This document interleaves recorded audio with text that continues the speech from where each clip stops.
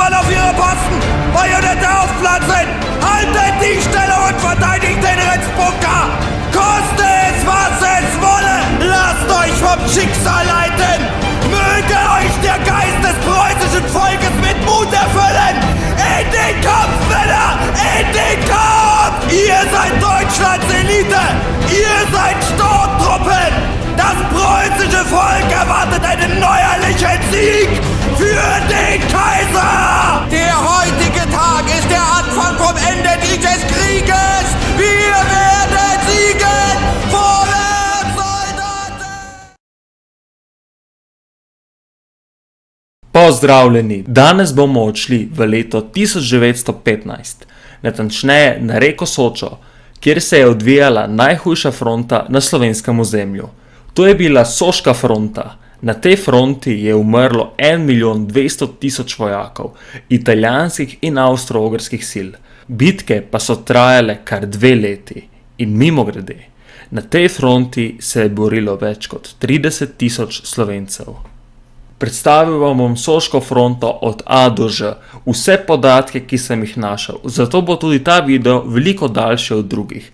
No, sedaj pa pojdimo v Italijo. Italija je bila ob začetku vojne sicer v taboru centralnih sil, vendar pa se je praktično tako že 2. avgusta 1914 razglasila za nevtralno. Pri tem se je sklicala na dejstvo, da je bila trojna zaveza obrambni pakt, ter da nobena od držav trojne zaveze ni bila napadena. Za svojo agresivno politiko naj bi Avstro-Ogrska in Nemčija sprožili vojno, zaradi tega pa jim Italija ni bila dolžna pomagati. Tedanji italijanski zunanji minister je bil vnet zagovornik italijanske nevtralnosti, tako da je sprva kazalo, da se Italija v vojno ne bo vmešala. Toda 16. oktobra 1914 je italijanski zunanji minister umrl. Nasledil ga je njegov naslednik, pod katerim pa se je italijanska zunanja politika korenito spremenila. Uveljavilo se je načelo sveti egoizem, po katerem je italijanska zunanja politika upoštevala izključno korist za Italijo.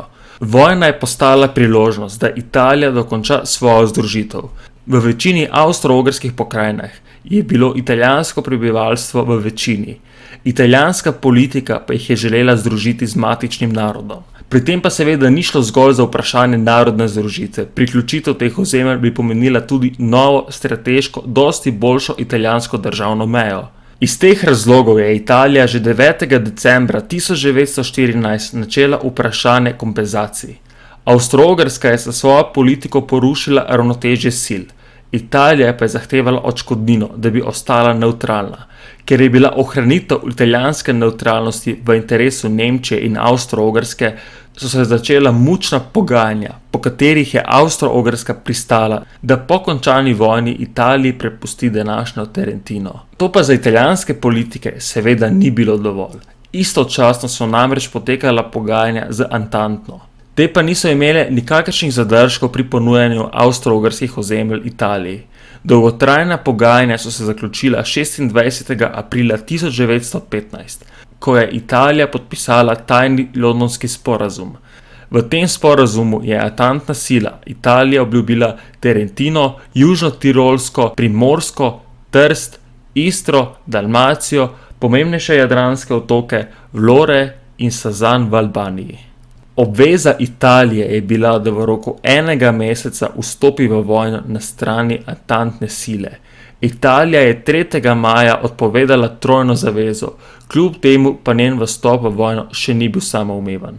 Privrženci nevtralnosti so bili namreč še vedno številni in so demonstrirali proti vojni. Kljub njihovim demonstracijam pa je bila odločitev za vojno 20. maja 1915 potrjena. V italijanskem parlamentu 23. maja 1915 pa je Italija uradno napovedala vojno Avstro-Ogrski, ne pa tudi ostalim centralnim silam.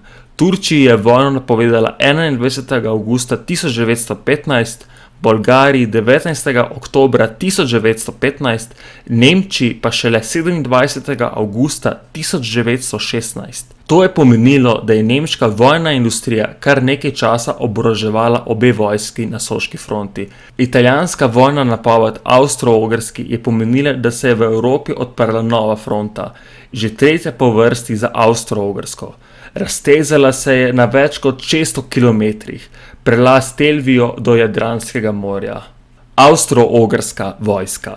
Organiziranost Avstro-Ogrske vojske je obdržala vso zapletenost dvojne monarhije. Avstro-Ogrska je tako imela skupno cesarsko kraljevo vojsko, vsaka polovica monarhije pa je imela še svojo vojsko. Avstrijska polovica je tako poznala cesarsko kraljevo domobranstvo ter cesarsko kraljevo črno vojništvo. Medtem ko je madžarska polovica imela kraljevo ogrsko domobranstvo, osnovna enota vojske je bil polk, sestavljen iz 3 ali 4 bataljonov.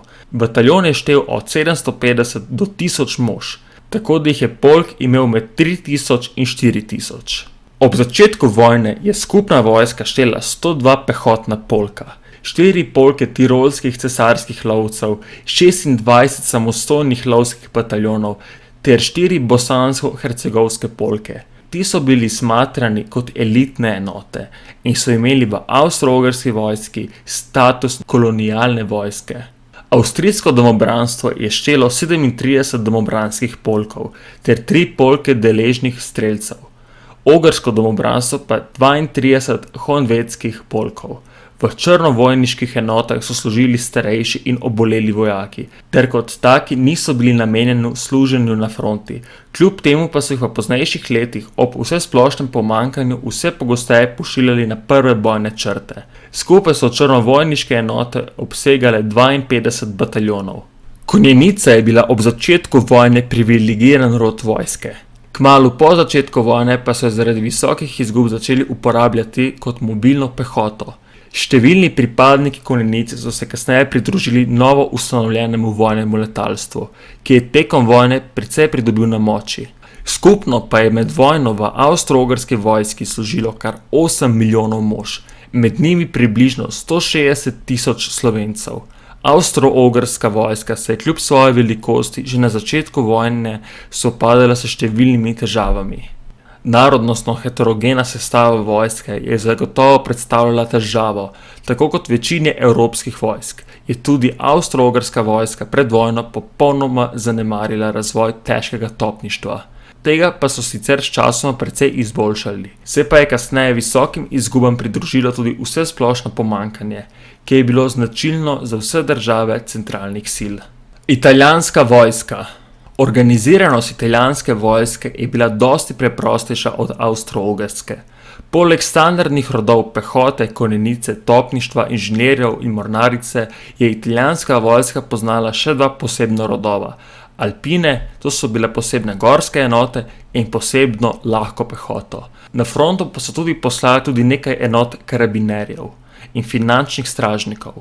Italijanska vojska je bila med prvimi, ki je prepoznala veliko uporabnost letal za vojsko in je bila prva, ki je v vojni uporabila bombnike. Že pred vstopom Italije v vojno je tako italijanska vojska ustanovila samostojen letalski korpus. Tako kot v Avstro-Ogrski vojski so tudi v italijanski vojski številni pripadniki konjenice prestopili v letalstvo. Osnovna enota italijanske vojske je bila brigada, ki je nosila ime kraja, iz katerega so prihajali vojaki. Vsako brigado sta sestavljala 2 polka, vsak polk pa 3 bataljoni. Vsak bataljon je štel med 750 in 1000 mož. Toda italijanska vojska je imela pred Avstro-Ogrsko eno veliko prednost. To je bila narodna homogenost vojske, kljub temu pa se je soočala s številnimi težavami. Leta 1912 je sicer zmagala v italijansko-turški vojni, vendar pa je bila po tej vojni precej oslabljena. Tako kot v večini evropskih vojsk še zdaleč ni bilo dovolj težkega topništva. Na začetku vojne pa se je italijanska vojska soočala še s kroničnim pomanjkanjem mitraljezov. Imela jih je samo 618. Italija pa kot članica Antante ni bila žrtev celinske blokade, kot so to bile centralne sile. Tako da italijanska industrija ni trpela. Zaradi tega je lahko tekom vojne odpravila vse prej naštete težave. Upam, da vam je bil današnji dokumentarec všeč. Če vam je bil všeč, pritisnite like in se naročite. Hvala in lep dan.